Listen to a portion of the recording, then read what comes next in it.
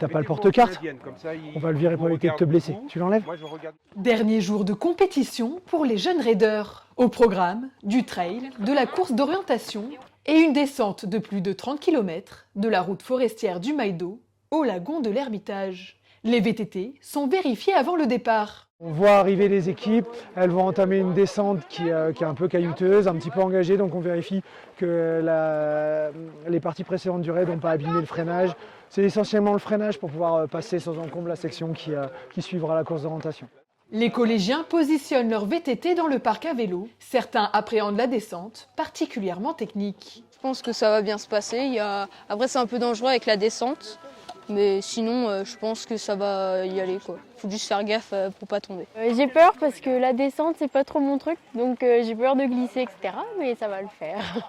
Voilà. Surtout que c'est technique. Oui. Bah après, on s'est entraîné pour, mais j'appréhende quand même. Je pense que ça va bien se passer, enfin on l'espère. Et puis on verra bien où ça nous mène. Le vélo, ça va plutôt bien pour l'ensemble de l'équipe, donc on va faire de notre mieux.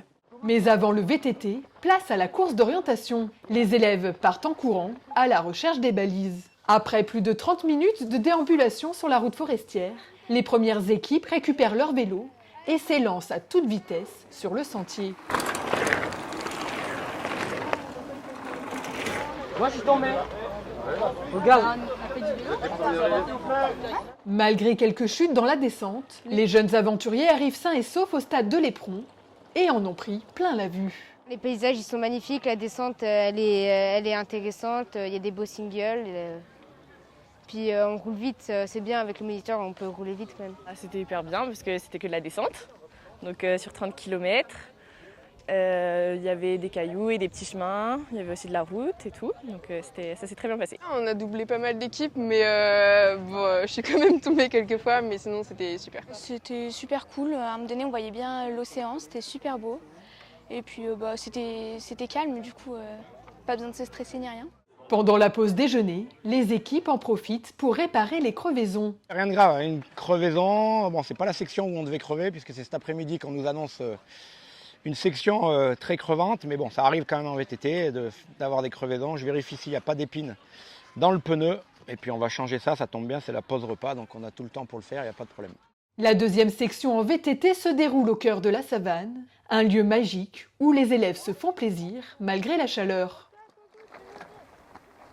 Vous restez au pied à terre jusqu'à votre box. Pas de répit pour les braves. Après le VTT, place au trail. Vous passez en dessous de la barrière et vous continuez tout droit. En tête de course, tout va très vite. Les 3 premières équipes sont au coude à coude. Au lagon de l'Ermitage, les compétiteurs se mettent à l'eau pour du swim and run, avant de récupérer un pack craft pour la dernière épreuve de la compétition. Allez, courage, hein, on y va les jeunes. Allez, parti, allez, vos gilets, attachez-le directement. Les jeunes sportifs puisent dans le peu d'énergie qui leur reste pour ramer pendant 2 km, avant de franchir la ligne d'arrivée, main dans la main. Un travail d'équipe où la solidarité est essentielle. C'est dur à des moments, mais sinon, avec l'équipe, c'était génial, on s'est trop bien amusé de ça, donc franchement c'était top. Pendant tout le long, on avait le stress de se faire rattraper par les autres équipes et tout, et du coup là on a bien fini, je pense, parce qu'on a doublé 4-5 équipes sur la CO sprint et sur le kayak on a tenu devant. C'était vraiment dur de tenir la chaleur, les autres, mais c'était top. Et ça s'est passé très bien, on a un peu forcé la fin, on s'est donné à bout et on a fait ce qu'on pouvait pour gagner. Pendant 3 jours, les collégiens ont tout donné sur ce championnat de France de raid UNSS. Ils ont puisé dans leurs ressources avec la satisfaction de terminer la course ensemble.